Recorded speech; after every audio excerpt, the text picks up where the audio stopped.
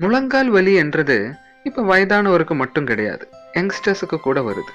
இதுக்கு ரீசன் சொல்றது தேவையான அளவுக்குள்ள பிளட் ஃப்ளோ வந்துட்டு நம்ம மசில்ஸுக்குள்ள, முழங்கால் மசில்ஸுக்குள்ள இல்லாமல் இருக்கிறது தான் முழங்கால் வலியாக மாறுது.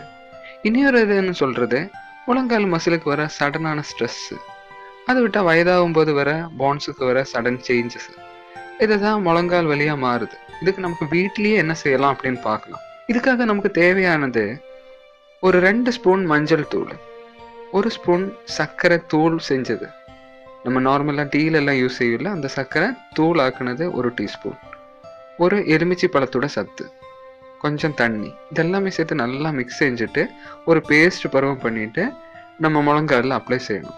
நைட்டு தூங்குறதுக்கு முன்னாடி அப்ளை செய்கிறது ரொம்ப நல்லது. நாளைக்கு காலையில் நம்ம எழுந்திடும் போது நார்மல் தண்ணியில் நமக்கு வாஷ் செய்யலாம்.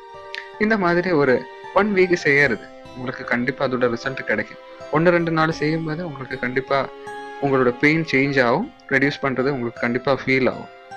இனி ஒரு ஆப்ஷன் சொல்கிறது, நம்ம இஞ்சி இருக்குல்ல, இஞ்சி ரொம்ப நல்லா ட்ரை பண்ணிவிட்டு அது தூள் ஆக்குனது, அது ஒரு 2 டீஸ்பூன், 1 ஸ்பூன் கடுகெண்ணெய், இது 2 சேர்த்து நல்லா மிக்ஸ் பண்ணிவிட்டு நம்ம முழங்காலில் அப்ளை செய்யணும்.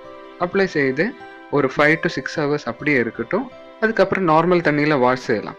இந்த மாதிரி ஒரு 3-4 நாள் செய்யும்போது கண்டிப்பாக உங்களுக்கு அதோட ரிசல்ட் தெரியும். கண்டிப்பாக உங்களுக்கு பெயின் ரெடியூஸ் ஆகும், ரொம்ப ஹெல்ப்ஃபுல்லாக இருக்கும் இது.